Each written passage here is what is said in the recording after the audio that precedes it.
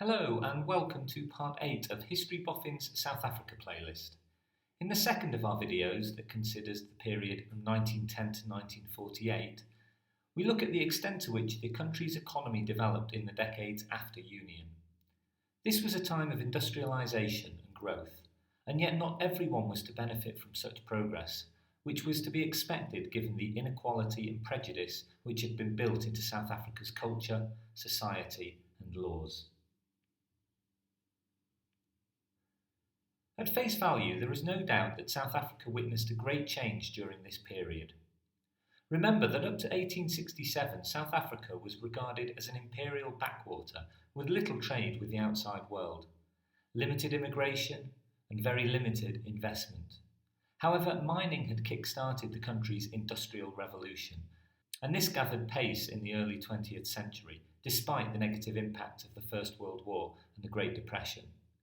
Next, it was the development of secondary sector industries, where raw materials were manufactured into finished goods that built on the wealth generated by mines and allowed modern infrastructure, production processes and trade to develop. By the 1940s, South Africa was truly an industrialised country. The three industries this video considers are the mining industry, and specifically the gold mining industry, the manufacturing industry, which considers everything from steel production to machinery and consumer products, and agriculture. These were arguably the three key sectors of the South African economy during the segregation era, with substantial output and employment. At face value, the mining industry went through significant expansion during this period. There were downturns, of course. The 1922 Rand Uprising, when white miners went on strike and then started an armed insurrection that led to dozens of deaths, led to a short-term fall in output. However, the Great Depression led to huge demand for safe commodities like gold instead of stocks, and thus the mining industry sheltered South Africa from the worst effects of the Depression. In fact, exports of gold generated huge amounts of income for the country, which gradually stayed in South Africa as investment in the country became more popular. The importance of mining and the income it generated stimulated massive investment in other industries that supported it, from electricity to railways, steel and machinery production to banking, and a whole host of other goods and services.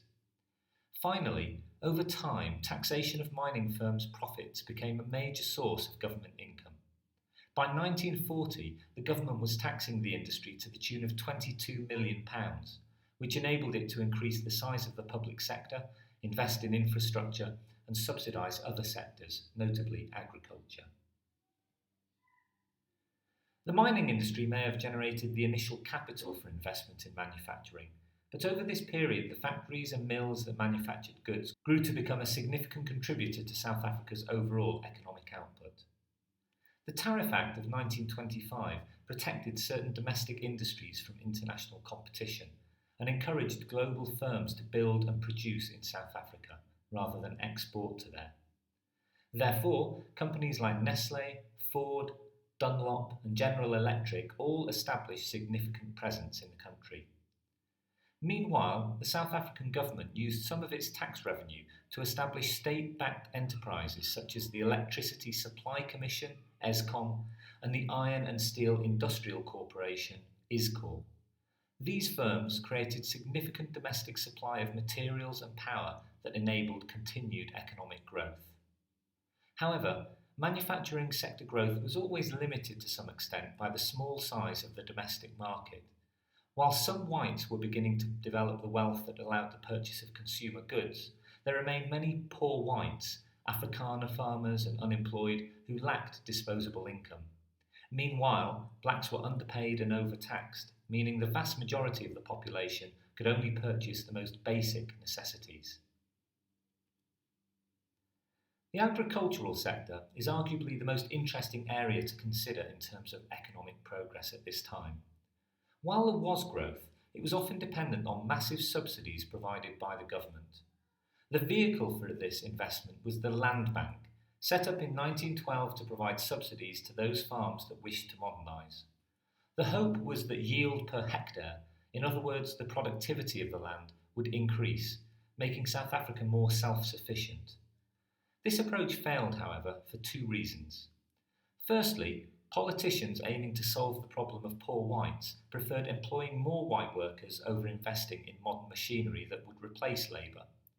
Secondly, the land bank's attempts to modernise agriculture often faced resistance from farmers who refused to accept their time-honoured practices needed to change. Therefore, productivity remained incredibly low, particularly when compared with other large agricultural sectors such as those in Argentina and the USA. This meant that subsidies remained in place and became ongoing support for farmers who refused to modernise and get to a point where they no longer needed support. In order to fund this, taxation on staple goods increased, which hit the blacks the hardest. They paid the price of agriculture's refusal to change with the times. Therefore, if we consider how much progress South Africa's economy experienced during the segregation era, we see two sides to the story. Mining and manufacturing saw great progress, while agriculture did not.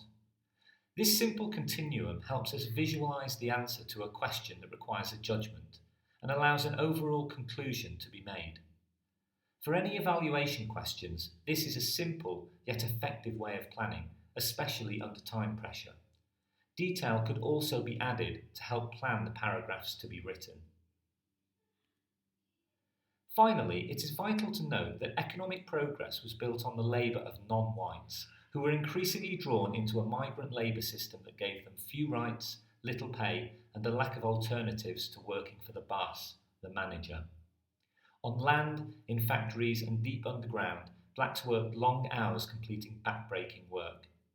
There were thousands of deaths in the mines each year, and work in manufacturing and agriculture, while less dangerous, was still gruelling. Furthermore, blacks found themselves hit the hardest by taxation, which focused on taxes on goods purchased rather than income. Economic progress came at a price. I hope you've enjoyed this overview of economic progress during the segregation era. Thanks for watching, and please subscribe by pressing the red subscribe button below. Next video we'll consider the politics of the segregation era and South Africa's role in the Second World War.